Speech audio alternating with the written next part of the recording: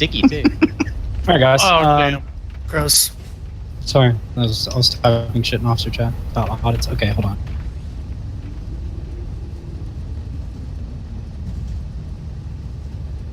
All right, boys. It's the start of a new X-Pack. Raids come out tomorrow. And so you know what time it is. It's time to remember where we come from. Because without knowing the past, it's impossible to know or comprehend the place in your guild today. How can we know where we're going if we don't remember and acknowledge where we've been? When you close your eyes, you can still hear the echoes of raids past. The guild's 8 years old, and the story starts in Tier 7. So if you've heard it before, I'm sorry.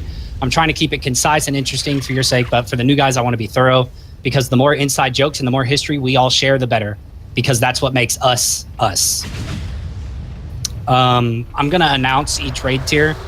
For example, like Tier 16, Siege of Orgrimmar. So if I do that and you served your rabble period during that time, I just want you guys to queue up and say here. For you super cool guys that have multiple rabble periods, you can say here for all of them. I don't care.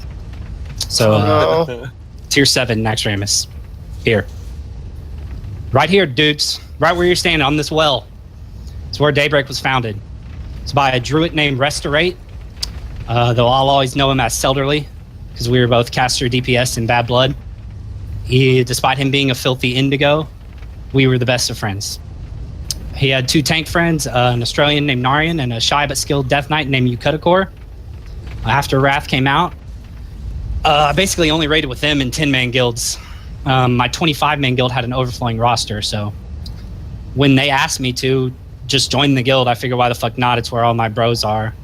So we ran Nax primarily as a 10-man guild, and we cleared it with another 10-man guild on server Vortex for the loot on 25-man as well, like with both our rosters. Tier 8. Ulduar. We moved into Ulduar with a clear goal. We wanted to beat our friends at Vortex to the end of the heroic tier and establish ourselves as a premier 10-man guild on Terrellian. LOL, Tim. We almost accomplished that goal, but finding a functional roster of raiders was proving to be difficult. We had a core of players, but we couldn't fill a whole raid team. We even let a hunter raid with us.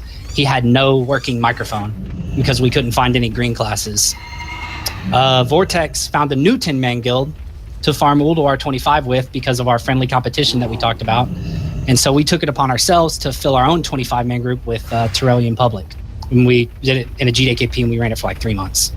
Tier 9, Trial of the Crusader. The last raid tier we only ever did is 10-man. We accomplished Tribute to Insanity and almost the repeat achievement if it wasn't for our stuttering tank Randolph, who instantly died when he taunted a Nubarak. Oh my. We began to get applications from guys in our 25-man weekly group, some at our request, some at theirs. And so we decided ICC would be the platform that we used to launch ourselves into 25-man raids. Tier 10, Ice Crown Citadel. Daybreak was a 25-man guild henceforth. No more pussy 10-man raids for us.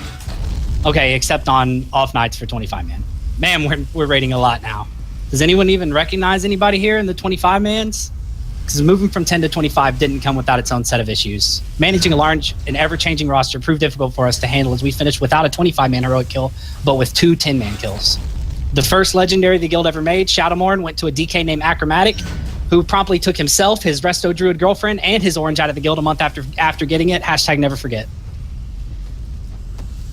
People leaving during ICC wasn't uncommon. We easily turned over 40 people in the 20 to 25th raid spots, the guys who couldn't get into 10-mans. Tier 11, Bastion of Twilight, Blackrock Descent. We stumbled to the finish line in ICC, but that wasn't going to be the story of Daybreak in Tier 11. After sorting through the mess left over from ICC, the players who remained bound together and were eager to prove to the rest of Terrellian that Daybreak's move to 25 was permanent and successful. On the last raid week before Firelands came out, led by a goddamn ninja of a prop warrior kiting skeletons, Dreadslayer, we killed Nefarian Heroic 25 and became Daybreak Blackwing's Bane. I demanded to be addressed as only Kenny Powers Blackwing's Bane, and for weeks would only respond to such. We didn't kill Cho'Gall, and we didn't even get to try Sinestra, but we finished an instance, albeit not a tier, on Heroic 25. Tier 12, Firelands.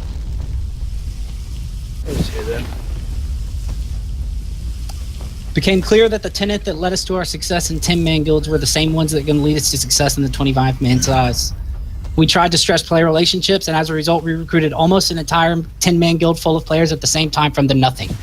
They were all pretty chill dudes and above average at what they were doing in raid. And besides, our new officer Springs was vouching for them. So how bad could they be?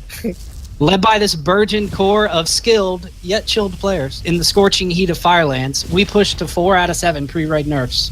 One player in particular, known to his friends as Dazed, but to the rest of the raid as only Mysticus, put himself head and shoulders above others, starting with heroic Rylith by doing more damage than any of us even fucking thought possible, and on a Shadow Priest no less. It was also during this tier that I took over raid duties as the leader of raids here. We got to Ragnaros and we watched strategies of high-level guilds dancing for siege, running for siege, grouping, splitting, dodging waves. Everyone was intimidated by the demands on the raid we never dealt with at this size before. The very last week before Dragon Soul was released, with the core of players who stuck around after countless people left and had to be replaced on the last boss of a tier, we managed to see his feet. Tier 13, Dragon Soul.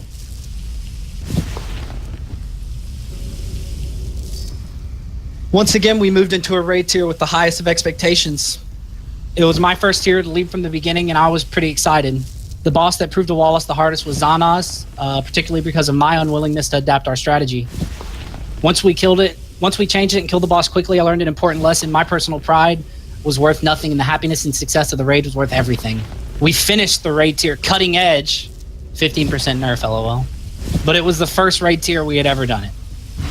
We did it so early in the tier that we quickly set up our very first raid cells and filled the guild coffers in preparation for the next expansion. We even went back and killed Bragg, and I won the mount with 100 get fucked. After 1 million gold, we passed out gold to raiders each week. Tier 14.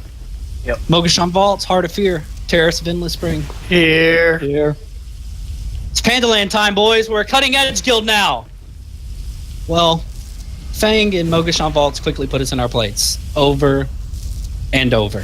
It was clear that some of the people who were around at the end of Dragon Soul would not have been there if it had not been for a 15% nerf.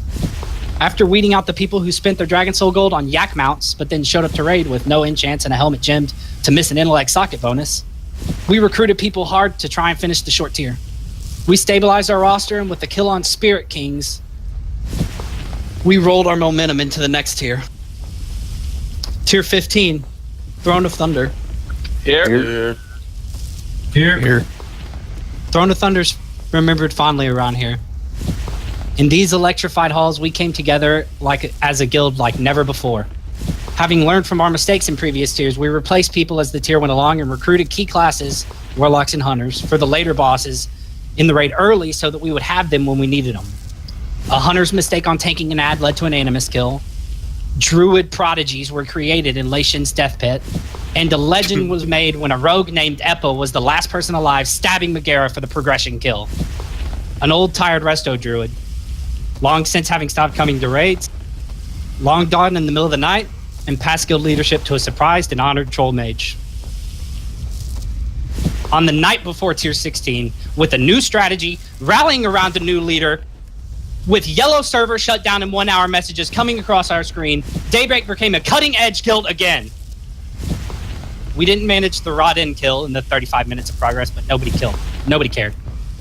New tier was coming out tomorrow, and we were going to prove this last minute cutting edge was not a fluke. Tier 16, Siege of Orgrimmar. Here. We got to a fast start in tier 16 with comparatively early kills on Malkrok and Spoils compared to our other friends still playing in other guilds. We even killed Galacrus Heroic in a single attempt along the way. Once again at the end of the tier, we would hit difficulties when we lost our warrior tank. Luckily, Age re-rolled to play the overpowered tank class, and we trained the new off-tank, and then hit a wall on Garrosh. 2.5 months and 300 attempts, countless replacements to the roster, and one strat change later, and we were a repeat cutting-edge guild. More raid sales, Scorpion parties in Shrine. Punjab became a legend with internet maymays and Perturbo ducks. Oh, God, no. We again banked gold to the next X-Pack, 2 million this time, and passed out the rest of raiders. We were stable as a guild and able to be more picky when it came to who we accepted and kept around. People with bad attitudes were shown the door, and good players with good attitudes were kept around, and the talent level of our roster was obviously at an all-time high for the guild to this point. Tier 17, High Mall, Blackrock Foundry. Here. Wad, baby, let's do it. Time to prove it to others and ourselves where we stand. Spend this gold on some BOEs. Woo! Buy it from, but not Swolf's girlfriend, Tara. Mythic Raids came out, and they did work on a lot of guilds rosters in the world. People who only managed to kill Garrosh at double item upgrades learned, like we did after Dragon Soul, that current tier raids were a different beast entirely. We leaned on our strength of our deep bench built over the years and added a few key players. We killed Imperator, then Thogar, and our on-server competition, SYNTHESIS, quickly bailed. In front of us on the proverbial racetrack of Terrellion raiding was always supermassive. Formed from the remains of 2 top 50 vanilla guilds on Terrellion, they were a proverbial target that we aimed to finish 3 weeks behind. In Blackrock Foundry, as we gained momentum with every kill to the end of the tier, they floundered. A week after we killed Blast Furnace to tie their progress, they crumbled. Now with only a fellow Horde guild, occasional excellence to compete against, we focused on the finish line. After weeks of raid extensions on Blackhand, and thanks to stellar balcony work and mortar baiters, Daybreak was now not only a repeat cutting-edge guild, but kings of our realm.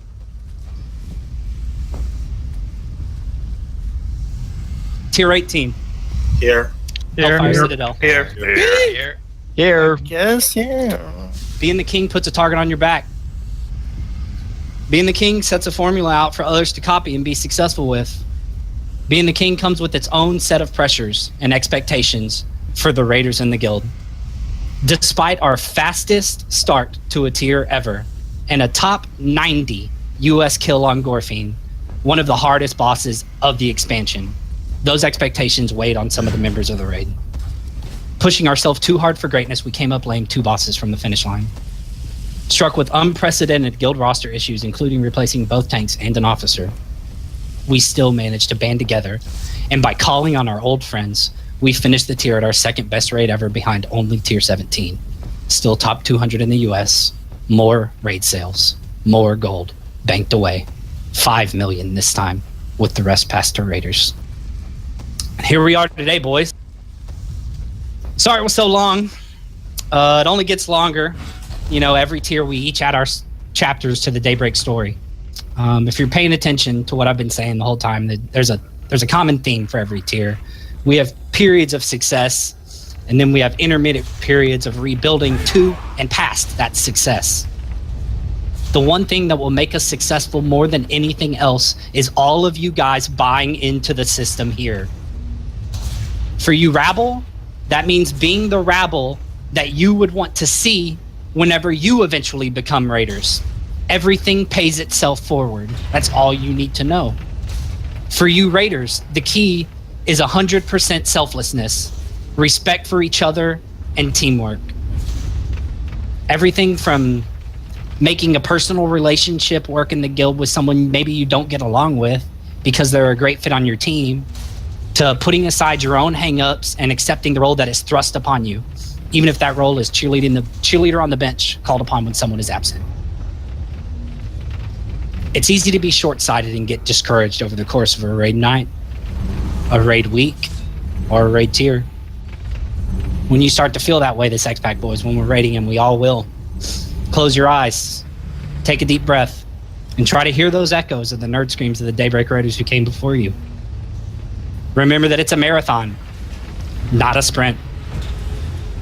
Look to the guys around you and realize that we are all in this together.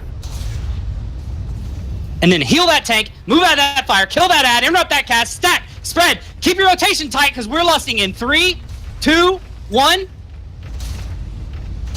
And when all the dust settles and the boss is dead, let's let out our own victory cries and add to the echoes. That's it, boys. That was beautiful. I'm inspired. I got cold chills. Dude, yeah, that gave me chills, man. I'm fucking new. That was awesome, dude. It's usually a few of those per tier. Oh, nice. And Hatebreed is playing at the end of that, how novel. Can I make one comment? No rival. Why am I nice? Kid, I just wanted to say, you guys want to buy some knife? Oh god. I just hope everybody comes tomorrow, like, knowing some of the fights, at least. All of the fights? Yeah. All of them. Like, Where those Did a couple on video. in the Legion thing? Put those like quick guides or that video that you linked the other day off. It was all 7 fights and videos, and they were like 4 minutes each. Nice. They're all sticky to the strength, right? Stabby should be up tomorrow. He made him fucking simple, so. We're guys. I'm hyped. I've been writing that speech for forever. I'm fucking hyped. I'm so glad. I'm ready to come raid tomorrow. I'm trying to find, obviously, anybody who can count and realize that we have more than 30 people. I'm trying to figure out a sister guild situation to get another raid group going, or like one that raids at concurrent times. If anybody knows anybody that raids at concurrent time to ours, that like has extra people around, like it doesn't even have to be like a super serious guild, you know. I'm just looking for a place for you guys to get kills if you get, you know, if you happen to get zapped for whatever reason. So anyway, I don't have anything else for you dudes. I'll talk to my officers about the audits, and yeah, Don't leave group. I, Gammon, will save I'm gonna jerk off now. That's fine. Got that. I did it just before. Speech. I wish I had waited. That was the Oh my god. Is it gaming time? Was I the only one that heard Murphy chewing on the squeaky toy in the background? Gammon will save it. Was somebody talking earlier? Because, I mean... Sorry, I was muted. Can you repeat that? I recorded it, it's okay. I recorded it. Oh my god. That's the double shit. And it's